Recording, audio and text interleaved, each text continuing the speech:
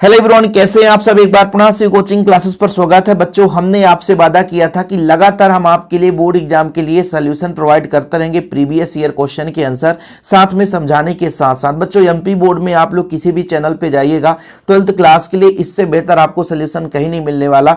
इसलिए यदि आप पहली बार आए हैं, बोर्ड एग्जाम की तैयारी करें, तो प्लीज चैनल को सब्सक्राइब कर लें। इंपॉर्टेंट क्वेश्चन का एक अलग से प्लेलिस्ट बना दिया हूं, जाकर के वहां से आप देखो क्या क्या वीडियो अपलोड हो चुके हैं। तो चलिए शुरू करते हैं बच्चों। आज महत्वपूर्ण प्रश्नों का संग्रह है, 2 और 3 अंक वाले, और ऐसे प्रश्न बच्चे तैयार नहीं करते हैं तो आपकी कमी है। मैं क्वेश्चन भी प्रोवाइड कर रहा हूं बच्चों, साथ में आंसर सहित। यहां पर अभी जितने भी आप क्वेश्चन देखोगे ना, विगत वर्षों में पूछे गए प्रश्न है, आप किसी भी बोर्ड से हैं, तैयार करके जाना है। चलिए, आज का पहला क्वेश्चन है, चालक के प्रतिरोध और विशिष्ट प्रतिरोध में तुलना, कुल मिलाकर के अंतर। और आपको पता है कि प्रतिरोध क्या है, किसी भी चालक तार के मार्ग में अवरोध, यानी धारा प्रवाहित कर रहे हैं तो मार्ग में अवरोध होगा, तो आपका क्या कहला जाएगा, प्रतिरोध। लेकिन जो विशिष्ट प्रतिरोध होता है वो RA/L है। अब यहां पर बच्चों, यदि मैं कह दूं कि ये विशिष्ट प्रतिरोध जो है वो प्रतिरोध ही है, लेकिन कब, जब एकांक लंबाई तथा एकांक अनुप्रस्थ काट का क्षेत्रफल हो, यानी लंबाई भी आपका एक हो और क्षेत्रफल भी आपका एक हो, मतलब L बराबर 1 हो, लंबाई भी इकाई हो और क्षेत्रफल भी इकाई हो किसी चालक तार का, तब उस पर जो प्रतिरोध होगा वही आपका विशिष्ट प्रतिरोध है। क्योंकि A का मान 1 रख दोगे, L का मान रख दोगे, तो रो जो है R के बराबर होगा। तो किसी पदार्थ की एकांक लंबाई, ये RL का मान 1 है, मतलब एकांक लंबाई, और उसके एकांक अनुप्रस्थ काट के क्षेत्रफल पर जो उत्पन्न अवरोध है वही विशिष्ट प्रतिरोध है। तो कहीं ना कहीं विशिष्ट प्रतिरोध यहां पर इसके इकाई लंबाई तथा इकाई क्षेत्रफल वाले चालक तार के प्रतिरोध के बराबर होता है। तो किसी पदार्थ के एकांक अनुप्रस्थ काट वाले एकांक लंबाई के तार के प्रतिरोध को ही हम उसका विशिष्ट प्रतिरोध कहते हैं।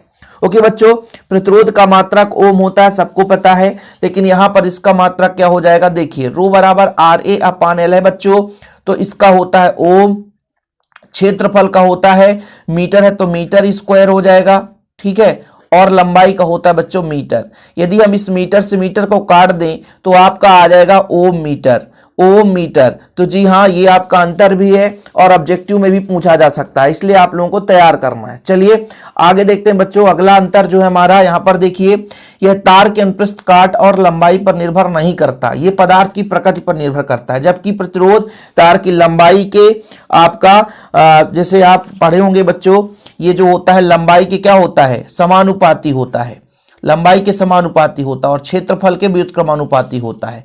तब यहां पर R समानुपाती L/A होता है, ठीक है, ये आपने पढ़ा है। लंबाई जितना अधिक होगा प्रतिरोध उसका उतना अधिक हो जाएगा। अब यहां पर हम शॉर्टकट में समझा रहे हैं, क्योंकि भाई ये रिवीजन चल रहा है। ये तार के अनुप्रस्थ काट और लंबाई पर निर्भर नहीं करता, जबकि ये निर्भर करता है। और 2 अंक और 3 अंक वाले प्रश्न आएंगे, इसलिए आप लोगों को परेशान नहीं होना ज्यादा।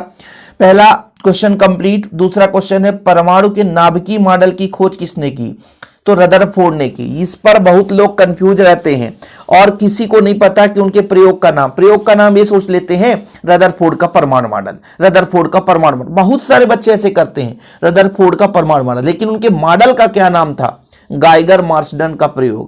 भाई उन्होंने पूछा है कि किए गए प्रयोग का नाम किसी से नहीं बनता, भाई किसी से नहीं बनता। गाइगर मार्सडन प्रयोग, इसे तो कोई सोचता ही नहीं है, इसे तो कोई सोचता ही नहीं है। इसलिए बच्चों, इसे आप लोग अभी तैयार कर लेना और आप लोग खुद बताना। कई लोग सोचे होंगे भाई साहब ये कभी क्वेश्चन नहीं पूछा जाता है, लेकिन पूछा गया है। नाभिकीय मॉडल की खोज किसने की, रदरफोर्ड ने की, ठीक है। उनके द्वारा किए गए प्रयोग का नाम तो भाई गाइगर मार्सडन का प्रयोग। तो ऐसे प्रश्न छोड़ना नहीं है, तैयार करके जाना है। पूर्ण आंतरिक परावर्तन की शर्तें लिखिए। आपतन कोण का मान क्रांतिक कोण से बड़ा होना चाहिए। प्रकाश किरण सघन माध्यम से विरल माध्यम में जाना चाहिए। अब इसको थोड़ा सा आपको समझा दूं कि ये है क्या पूर्णांतरिक परावर्तन। जैसे बच्चों, यहां पर मान लीजिए आपका क्या है, अभिलंब है, और ये आपका क्या है, सघन माध्यम है, और ये विरल माध्यम है, ये सबको पता है।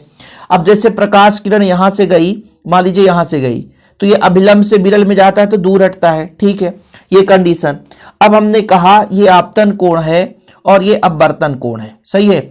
लेकिन इस प्रकाश की किरण को थोड़ा सा आपतन कोण को और बढ़ाया, तो जब आपतन कोण का बढ़ाया तो कहीं ना कहीं इसका जो प्रकाश किरण लगभग इस प्रकार से चलने लग गई। तब ये जो कोण होता है वो क्रांतिक कोण होता है, IC, ठीक है, क्रिटिकल एंगल। अब जैसे ही इसको थोड़ा और बढ़ाएंगे हम अलग अलग कलर से दर्शा रहे हैं ताकि हर एक किरण का अंदाजा अलग हो। जैसे ही आपतन कोण को थोड़ा सा और आगे बढ़ाएंगे तो यहां से बढ़ाएंगे तो प्रकाश किरण अब भाई 90 डिग्री पे था, ये पहले 90 डिग्री पे था इस स्थिति में, लेकिन अब प्रकाश किरण दूसरे माध्यम में न जाकर उसी माध्यम में वापस लौट आती है। यह परिघटना प्रकाश का पूर्ण आंतरिक परावर्तन कहलाता है। अब बच्चों हमने कहा क्रांतिक कोण से आपतन कोण का मान, क्योंकि इसको बढ़ाया है, क्रांतिक कोण तो वह कोण है जिस पर अपवर्तन कोण का मान 90 डिग्री हो जाए। जब अपवर्तन कोण का 90 डिग्री हो जाए तो उस कोण को हम कहते हैं क्रांतिक कोण। यानी आपतन कोण का वह मान जिस मान पर अपवर्तन कोण का मान 90 डिग्री हो जाए तो क्रांतिक कोण, लेकिन क्रांतिक कोण से भी ज्यादा आपतन कोण को बढ़ाया तो प्रकाश किरण पुनः उसी माध्यम में वापस हो गया। और दूसरा कंडीशन यह कि सघन से विरल में ही जाएगा तभी वह विलंब से दूर हटेगा, अन्यथा कंडीशन फेल हो जाएगा। ओके बच्चों, क्लियर है। अब एक चीज मैं आप लोगों से कहना चाहूंगा कि इतना मेहनत करने के बावजूद बच्चों यदि आपका रिस्पांस अच्छा नहीं रहा तो बताइए किसी टीचर को मेहनत करने को मन लगेगा कि नहीं। आपका जो मोटिवेशन है ना, आपकी जो गुरु दक्षिणा है भाई साहब, वो एक लाइक होता है। तो प्लीज लाइक करके जाना, थम्स अप कर देना बच्चों, अपने दोस्तों के साथ शेयर कर दिया करो, अपने ग्रुप में शेयर कर दिया करो, ठीक है। चलिए प्रश्न देखिए, एक्स किरण किसे कहते हैं। तरंगदैर्घ्य के आधार पर हम इन किरणों का निर्धारण करते हैं जिनका तरंगदैर्घ्य यहां पर 100 एंगस्ट्रॉन से 10⁻³ एंगस्ट्रॉन है, वो किरणें आपकी एक्स किरण है। उस विद्युत चुंबकीय तरंग को कहते हैं जिनका तरंगदैर्घ्य 100 एंगस्ट्रॉन से 10⁻³ एंगस्ट्रॉन होता है, ठीक है। इसका उपयोग कहां करते हैं? क्रिस्टलीय संरचना का पता लगाने के लिए। आप लोग अक्सर देखते होंगे कि जो मरीज होता है बोलते हैं एक्सरे हुआ क्या, एक्सरे हुआ, इसका मतलब क्या है? मान लीजिए आपकी हड्डी टूट गई, उसका पता लगाना है।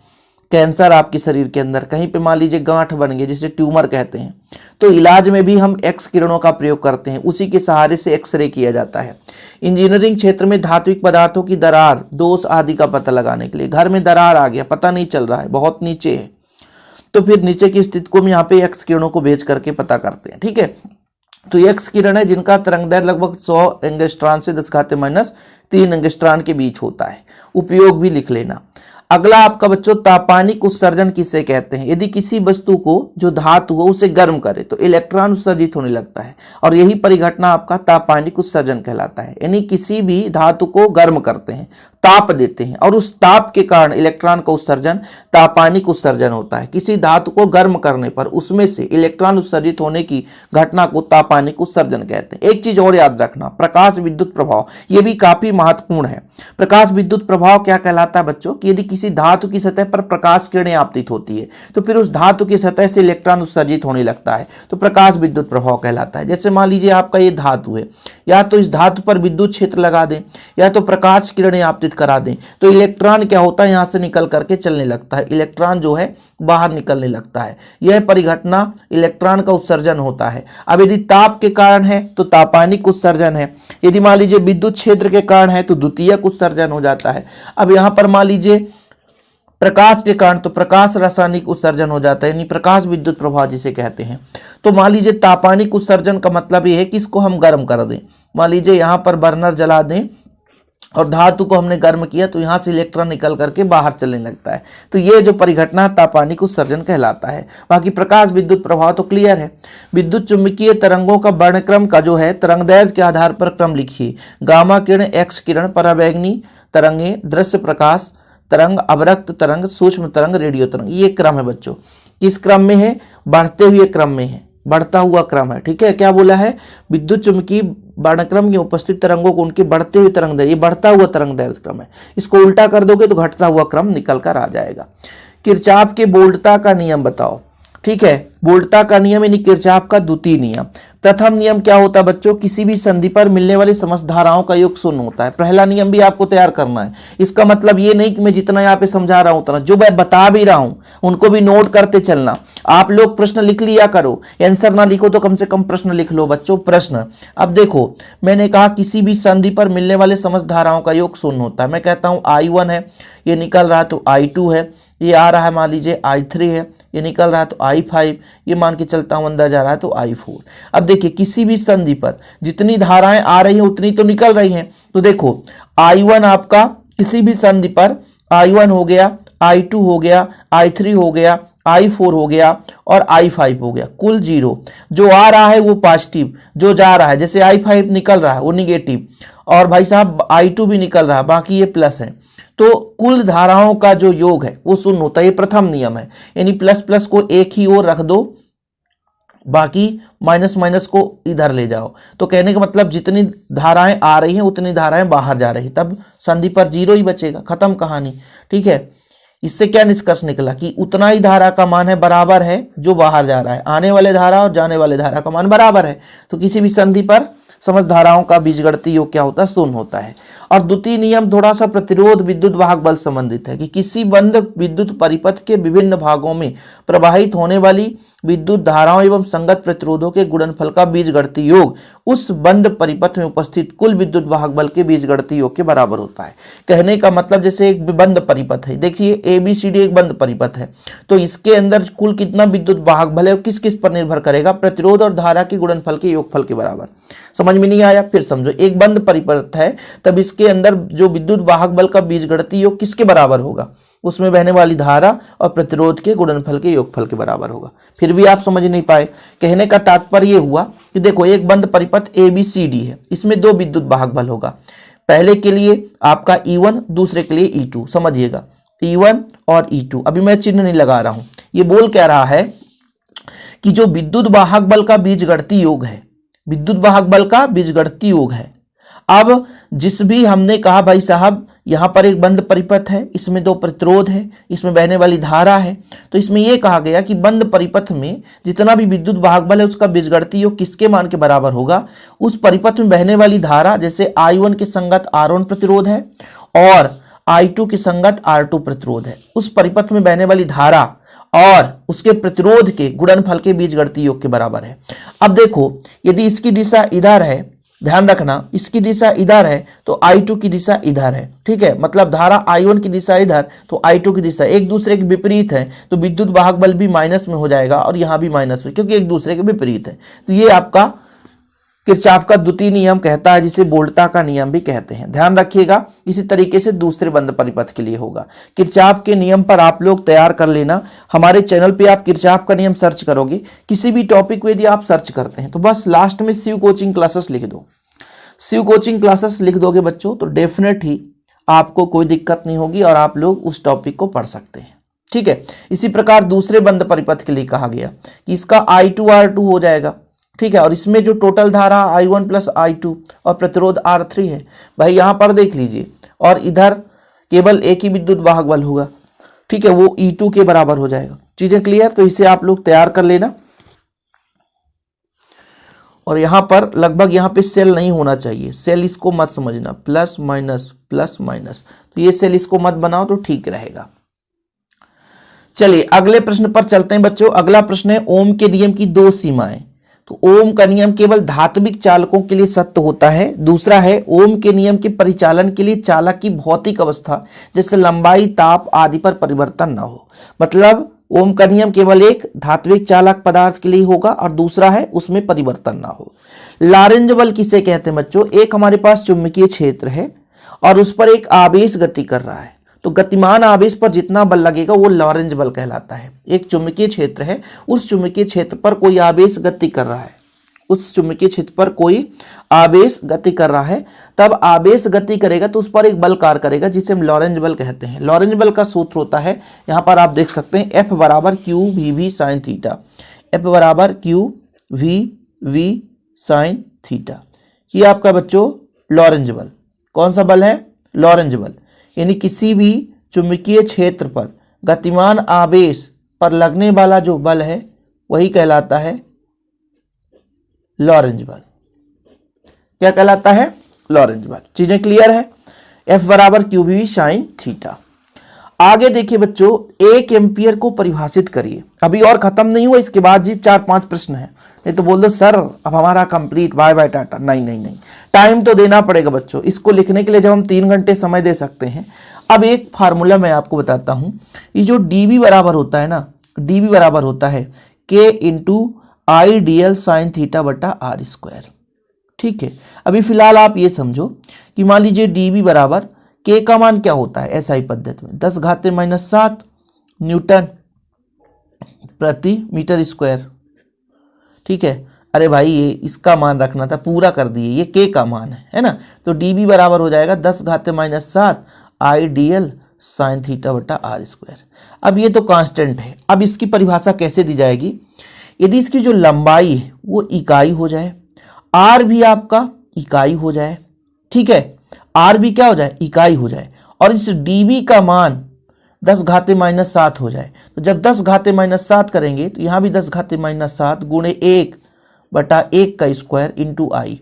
ये तो कांस्टेंट, इसको हटाओ तो ये खत्म कहानी। तो आई बराबर आपका 1 आ जाएगा। यानी इससे निष्कर्ष निकला कि 1 एम्पियर की धारा वह धारा है जो 1 मीटर त्रिज्या, देखिए 1 मीटर त्रिज्या और 1 मीटर लंबाई के चाप में प्रवाहित करने पर चाप के केंद्र पर कितना 10⁻⁷ वेबर प्रति मीटर स्क्वायर का चुंबकीय क्षेत्र उत्पन्न कर दे। फिर से समझ में नहीं आया, फिर समझा रहा हूं। dB बराबर है आपका 10⁻⁷ IDL बटा r स्क्वायर। कहने का मतलब ये जो धारा है वो 1 एम्पियर कब कहलाएगा? जब चुंबकीय क्षेत्र कितना उत्पन्न हो जाए, 10⁻⁷, ठीक है, और जो चालक तार की लंबाई है,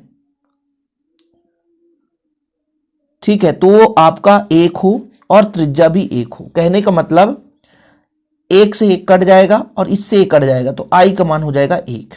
यानी 1 एम्पियर की धारा वह धारा है जो 1 मीटर, देखिए 1 मीटर लंबाई, 1 मीटर की लंबाई और 1 मीटर त्रिज्या वाले चाप में प्रवाहित करने पर चाप के केंद्र पर 10⁻⁷ वेबर प्रति मीटर स्क्वायर का चुंबकीय क्षेत्र उत्पन्न कर दे। यह परिभाषा है कि 1 एम्पियर वह विद्युत धारा है जो 1 मीटर त्रिज्या के 1 मीटर लंबाई के चाप में प्रवाहित करने पर चाप के केंद्र पर 10⁻⁷ वेबर प्रति मीटर स्क्वायर का चुंबकीय क्षेत्र उत्पन्न कर दे। चीजें क्लियर है? कितने क्वेश्चन हो गए बच्चों? लगभग 10 क्वेश्चन तो हो ही गए, लेकिन अभी और क्वेश्चन है। ठीक है, चलिए अगला प्रश्न है, गामा किरणों का स्रोत तथा उपयोग लिखिए। गामा किरण कहां से उत्पन्न होती है? तो गामा किरण जो होती है नाभिकीय अभिक्रियाओं में उत्पन्न होती है। इसका उपयोग चिकित्सा विज्ञान में कैंसर के उपचार हेतु किया जाता है। आप लोग जानते हैं ना कि रेडियो एक्टिव पदार्थ हो तो उसके नाभिक से अल्फा बीटा गामा स्वतः निकलती रहती है, और ये जो किरणें होती है वैक्यूलर किरण कहलाती है, जो कि अल्फा किरण, बीटा किरण और गामा किरणों से मिलकर बनी होती है।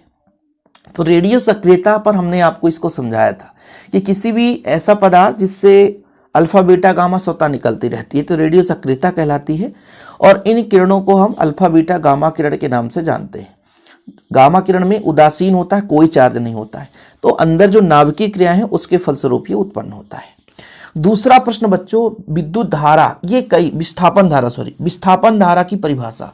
जब निर्वात या किसी माध्यम में समय के साथ विद्युत फ्लक्स में परिवर्तन होता है तो यह एक विद्युत धारा के तुल्य होता है। इस धारा को ही हम विस्थापन धारा कहते हैं। यानी कंडीशन बता दिया गया कि निर्वात या किसी माध्यम में समय के साथ विद्युत फ्लक्स में परिवर्तन हो, तब जो धारा होगी वो विस्थापन धारा कहलाएगी, जिसका फार्मूला ये देखिए, आई यानी डिस्प्लेसमेंट करंट। ठीक है, चलो यहां पर आपका एप्सिलॉन नॉट है, D phi E upon D T है, D phi E upon D T, ये फार्मूला भी तैयार कर लेना। अगला देखिए बच्चों, निरोधी विभव किसे कहते हैं? एनोड का वह ऋणात्मक विभव जिस पर प्रकाश विद्युत धारा का मान शून्य हो जाता है निरोधी विभव कहलाता है। देखो, एनोड का वह ऋणात्मक मान, एनोड का वह ऋणात्मक विभव जिस पर प्रकाश विद्युत धारा का मान शून्य हो जाता है निरोधी विभव। प्रकाश विद्युत धारा क्या कहलाता है? जब किसी धातु पर प्रकाश किरणें आपतित होती है और इलेक्ट्रॉन उत्सर्जित होता है, फलस्वरूप धारा बहती है, उसे प्रकाश विद्युत धारा कहते हैं। चलिए, मैंने अभी तापानिक उत्सर्जन में आपको बताया था प्रकाश विद्युत प्रभाव, उसके नियम लिखना रहता बच्चों, तो आपको ये नियम तैयार करना है। मैंने आपको प्रकाश विद्युत, और ये दूसरा प्रश्न है प्रकाश विद्युत सेल के दो अनुप्रयोग। तो प्रकाश विद्युत सेल का अनुप्रयोग तो बहुत साधारण सा है, चोर की घंटी के रूप में मतलब चोर की घंटी के रूप में टेलीविजन में, सिनेमा में, ध्वनि का पुनरुत्पादन में, तो ये आसान है। इस पर मैं एक सेपरेट वीडियो बनाया हूं, प्रकाश विद्युत सेल क्या है, बड़ा खतरनाक इसका लेक्चर है, आप लोग देख लेना तो अच्छा रहेगा। हालांकि यहाँ पर प्रकाश विद्युत प्रभाव के बारे में बता दूं थोड़ा सा, जैसे किसी भी धातु पर प्रकाश किरणें आपतित होती है तो उससे इलेक्ट्रॉन उत्सर्जित होने लगता है, यह परिघटना प्रकाश विद्युत प्रभाव है। लेकिन इसका नियम क्या है कि धातु से इलेक्ट्रॉन तभी उत्सर्जित होगा जब आपतित होने वाली जो प्रकाश है उसकी आवृत्ति देहली आवृत्ति से अधिक हो। मतलब जो एक प्रकाश किरणें आ रही है धातु की सतह पर पड़ रही है उसकी एक निश्चित आवृत्ति होनी चाहिए, तभी उससे इलेक्ट्रॉन उत्सर्जन होता है, उसकी तीव्रता पर कोई प्रभाव नहीं पड़ता। दूसरा है उत्सर्जन इलेक्ट्रॉनों की संख्या आपतित विकिरण की तीव्रता के अनुक्रमानुपाती होता है। मतलब इलेक्ट्रॉन का उत्सर्जन आवृत्ति पर निर्भर करती है, लेकिन इलेक्ट्रॉन की संख्या वो तीव्रता पर निर्भर करती है। उत्सर्जित इलेक्ट्रॉन की गतिज ऊर्जा आपतित विकिरण की तीव्रता के अनुक्रमानुपाती होता है, यह भी तीव्रता पर डिपेंड करता है। गति कितने गति से इलेक्ट्रॉन उत्सर्जित हो रहा है तो वो भी तीव्रता के अनुक्रमानुपाती होता है। बाकी दूसरा जो प्रश्न है यहाँ पर प्रकाश विद्युत सेल के 2 अनुप्रयोग, तो 2 अनुप्रयोग आसानी से सिनेमा में ध्वनि को पुनर्उत्पादन में चोर घंटी के रूप में इसका प्रयोग किया जाता है। इसका डिटेल्स लगभग आधे घंटे का मैंने सेपरेट वीडियो दिया है। तो आप लोगों को विधिवत तैयारी करना है भाई साहब, तो चैनल में जुड़े रहिए। टेलीग्राम का लिंक आपको डिस्क्रिप्शन पे मिल जाएगा। आप लोग हमारे इंस्टाग्राम या फेसबुक जो पेज है उसमें भी आप हमें फॉलो कर सकते हैं। फिलहाल आज के लिए इतना ही। वीडियो पसंद आए तो लाइक करके शेयर कर सकते हैं। जय हिंद, वंदे मातरम।